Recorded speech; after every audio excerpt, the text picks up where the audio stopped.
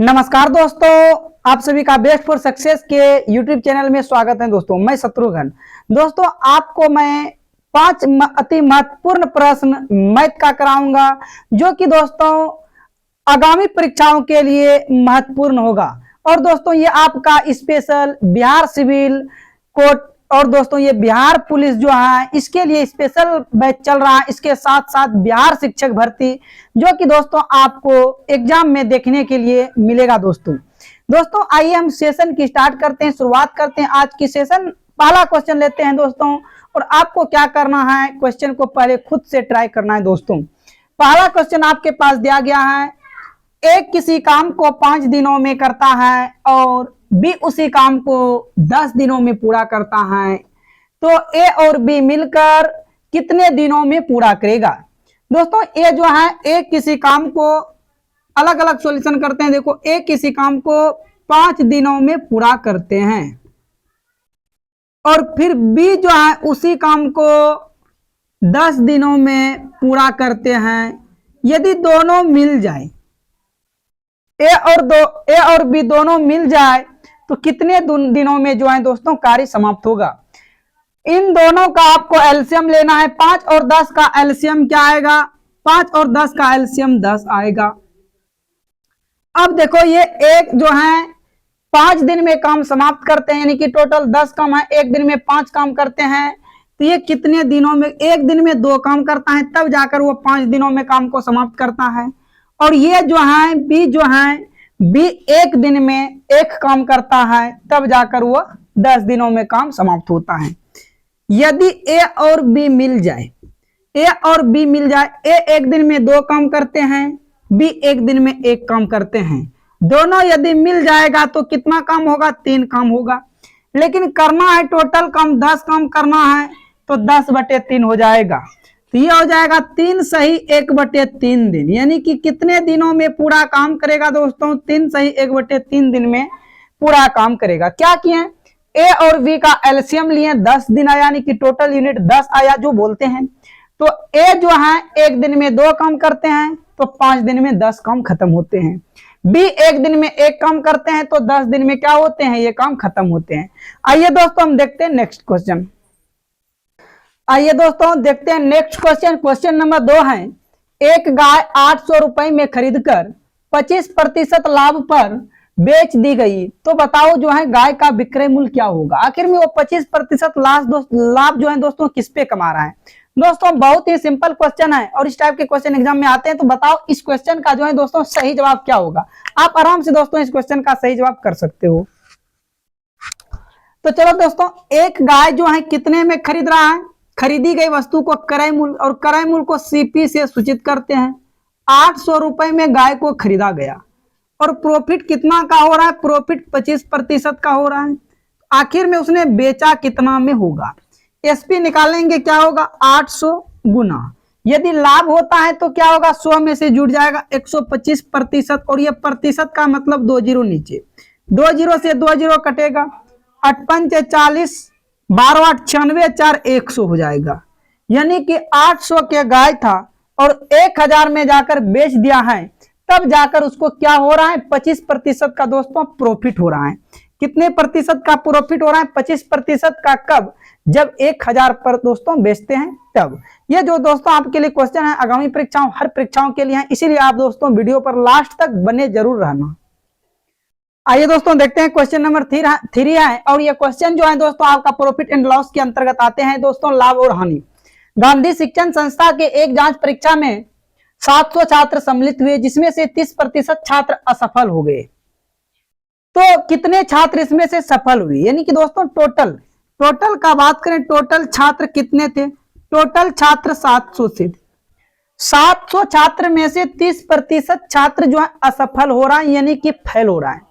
तो दोस्तों पास कितने प्रतिशत छात्र होंगे, 70%, क्योंकि अपने आप में 100% होते हैं। यदि 30% असफल हो गए तो 70% छात्र सफल होंगे। किसका, 700 का 70%, प्रतिशत का मतलब 100, 1 जीरो से 1 जीरो, 1 जीरो से 1 जीरो कट जाएगा, 7 49 होगा, 49 पर 1 जीरो आएगा। यानी कि 700 छात्र में से 490 छात्र क्या होगा, सफल हुआ होगा। यदि इसी में से पूछता कि असफल छात्र कितना हुआ होगा, तो क्या करते हैं 700 में से 490 को माइनस करते हैं, तो यह जो है 210 छात्र क्या हो जाता, असफल हो जाते। लेकिन यहाँ पर सफल का पूछा है दोस्तों, 490 ऐसे छात्र हैं जो कि गांधी शिक्षण संस्था में सफल हुए हैं। उम्मीद करते हैं दोस्तों आपको यह क्वेश्चन समझ में आ गया है। दोस्तों मिलते हैं अगले क्वेश्चन पे। आइए दोस्तों देखते हैं क्वेश्चन नंबर 4 है आपका एवरेज से क्वेश्चन। दोस्तों मोस्ट इंपोर्टेंट टाइप है, यदि 16a प्लस 16b बराबर 48 हो तो a और b का जो है उसका औसत बताना है। किसका औसत, a और b का। लेकिन आपको देखो दोस्तों यहाँ पर दिया है 16a प्लस 16b बराबर क्या दिया है 48। आप दोस्तों ध्यान से देखो यहाँ पर, यदि आप यहाँ पर ध्यान से देखते हैं दोस्तों यहाँ पर ये 16 क्या आ रहा है, कॉमन आ रहा है, तो 16 कॉमन आ गया, अंदर क्या बचा a प्लस b बराबर 48। क्या बचा a प्लस b बराबर 48, तो यहाँ पर होगा a प्लस b बराबर 48 बटे 16, 16 48, यानी कि a प्लस b बराबर कितना आया 3 आया। दोस्तों a प्लस b बराबर तो 3 आ गया, ठीक है। लेकिन दोस्तों आपको बताना है a और b का क्या बताना है, औसत, यानी कि a और b का औसत बताना है, एवरेज निकालना है। किसका निकालना है, a प्लस b बटे 2। 2 क्यों होगा, क्योंकि दोस्तों औसत जब निकालते हैं जितने संख्या रहते हैं उसी से डिवाइड करते हैं, और a प्लस b का मान कितना आया 3 बटे 2, तो ये क्या आ जाएगा 1.5, यानी कि a और b का जो औसत आएगा दोस्तों क्या आएगा 1.5 आएगा। ये क्वेश्चन दोस्तों आपको समझ में आ गया है। दोस्तों बढ़ते हैं अगले क्वेश्चन की तरफ। आइए दोस्तों आज की क्लास का ये लास्ट क्वेश्चन होगा दोस्तों, और आज आप ये भी बताइएगा कि आज का जो है दोस्तों सेशन आपके लिए कैसा रहा, और दोस्तों इस क्वेश्चन का आप जो है जवाब दीजिए। देखो a और b, b और c और a का औसत आय क्रमशः 190 रुपए, 210 रुपए और 200 रुपए है, तो a का आय क्या होगा। देखो दोस्तों औसत आय है, a प्लस b का औसत आय कितना है 190 रुपए, तो औसत आए तो यहाँ पर 2 देंगे, लेकिन ये 2 गुना के रूप में चला जाएगा, तो आप डायरेक्ट भी कर सकते हैं। चलो ये 2 को यहाँ से हटा दो, क्योंकि ये 2 चीज है, a और b 2 संख्या है, तो ये 2 जो है डायरेक्ट गुना के रूप में हो जाएगा, तो ये आ जाएगा 19 दूना 38, 380 रुपए। उसके बाद फिर देखो b और c का औसत आय ये रहा आपका 210, तो 210 औसत आ है, ये 2 गुना के रूप में चला जाएगा, क्या हो जाएगा 21 दूना 42, 420, ठीक। उनके बाद आप देखो आगे फिर कहता है C और A का औसत आय, C और A का औसत आय कितना दिया है 200 रुपए दिया है, यहां पर भी 2 व्यक्ति हैं, तो ये हो जाएगा 400, ठीक है।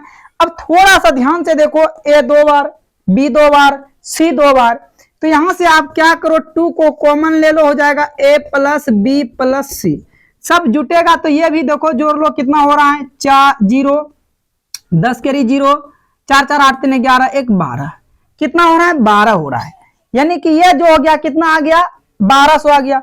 अब ये 2 1 कम 2 2 6 12 600 आया, कितना आया 600, यानी कि a plus b plus c तीनों का औसत क्या आया 600 आया। आपसे पूछा गया है a का औसत बता दो ना, a का औसत क्या होगा, यानी कि a का आय क्या होगा, तो a का आय कब निकलेगा, जब हम b और c का मान रखेंगे तब।